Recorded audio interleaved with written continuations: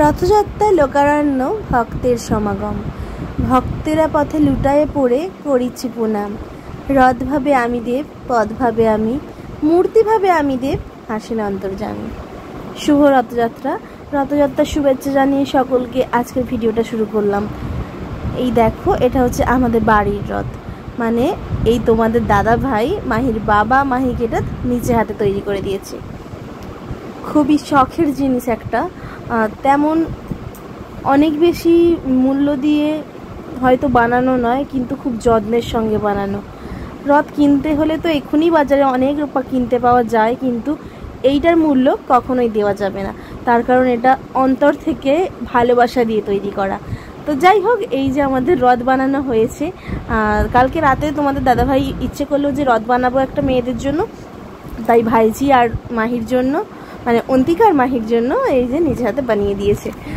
তো আমাদের খুবই পছন্দ হয়েছে, আর খুব ছোট্ট কিন্তু খুব সুন্দর পছন্দসই একটা জিনিস। এই যে সকলে মিলে একসঙ্গে রথটাতে ধূপবাতি জ্বালিয়ে দিল তোমাদের দাদাভাই, এবার একসঙ্গে বেরোবো রথ টানতে। আমি, মাহি, অন্তিকা, বর্ষা, দিদিভাই আর তোমাদের দাদাভাই এই কজন মিলেই যাচ্ছি। আর বানাতে বানাতে অনেকটাই লেট হয়ে গেছে, এই যে পুরো সন্ধে হব এইরকম সময়। এই যে একটু ভিডিওটা তোমাদের, মানে বানানোর ভিডিওটাকে একটু তোমাদের সঙ্গে শেয়ার করে দিলাম।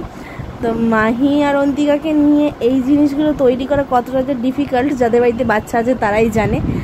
এই যে সন্ধ্যাবেলায় ওরা রথ টানতে বেরিয়ে গেছে। আর একে তো কাগজের তৈরি এটা, মানে ওই যে কার্টুন হয় না, পেটি কার্টুন, ওই যে ওগুলো দিয়ে কাটিং করে বানানো হয়েছে।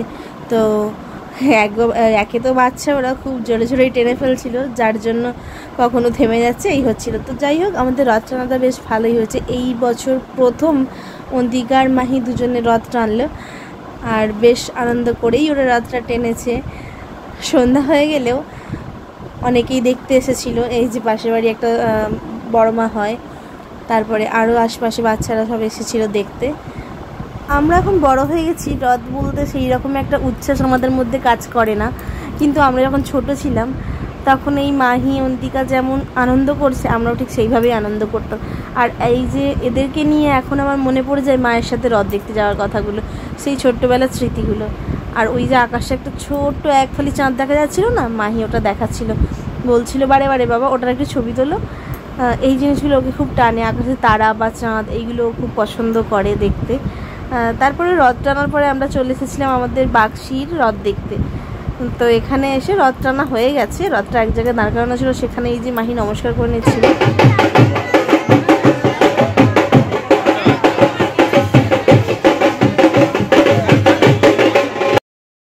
তোমাদের সঙ্গে একটা সিনেমাটিক শর্ট শেয়ার করার চেষ্টা করলাম।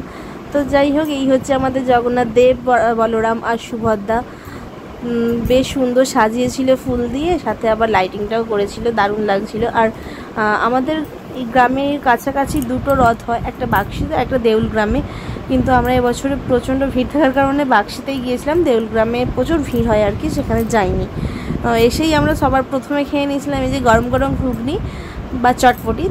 মাহি ঘুগনি খেতে এমনি পছন্দ করে, তার জন্যই আরও বেশি করে নেওয়া। আর তোমাদের দাদাভাইও খুব পছন্দ করে। অন্তিকারাও এসেছিলো, কিন্তু ওরা আমাদের আগে একটু এসেছিলো আর আগে একটু বেরিয়ে গেছে ওরা, তাই ওদেরকে ভিডিওতে আর আনতে পারিনি। ঘুগনিটা বেশ টেস্টি ছিল। এরপরও খেয়েছিলাম ফুচকা। আর রথের মেলা মানে জিলেপি তো চাই, জিলেপি না কিনলে কি আর হয়। যাই হোক, সমস্তটা করে আমরা বেরিয়েছিলাম প্রায় 8টা, তো ফিরতে ফিরতে 10টা হয়ে গেছিলো। যাই হোক, বেশ মজা করেই দিনটা কাটলো। খুব ছোট্ট একটা ব্লগ তোমাদের সঙ্গে শেয়ার করলাম। আর মাহি ওখানে দাঁড়িয়ে না একটা জিলিপি খেয়েছিল, জিলিপিগুলো খুব টেস্টি ছিল। রথের মেলায় ঘুরেছি, খেয়েছি, কিন্তু সবটা তো আর ভিডিও করা হয়ে ওঠেনি। যেগুলো ভিডিও করা হয়েছে সেগুলি তোমাদের সঙ্গে শেয়ার করলাম। তো চলো, আজকের ভিডিও তোমাদের কেমন লাগলো তা কমেন্ট করো, যদি ভালো লাগে তাহলে একটা লাইক করো। চ্যানেলে নতুন বন্ধু হয়ে থাকলে ইচ্ছে হলে চ্যানেলটা সাবস্ক্রাইব করতে পারো। তো আজকের ভিডিওটা এখানেই শেষ করছি, দেখা হবে নতুন কোনো ভিডিওর সঙ্গে। ততক্ষণ পর্যন্ত সুস্থ থেকো, ভালো থেকো, জীবন সাথে বইতে থাকো আর দেখতে থাকো তোরসে নদী। আজকের মতো টাটা, গুড নাইট।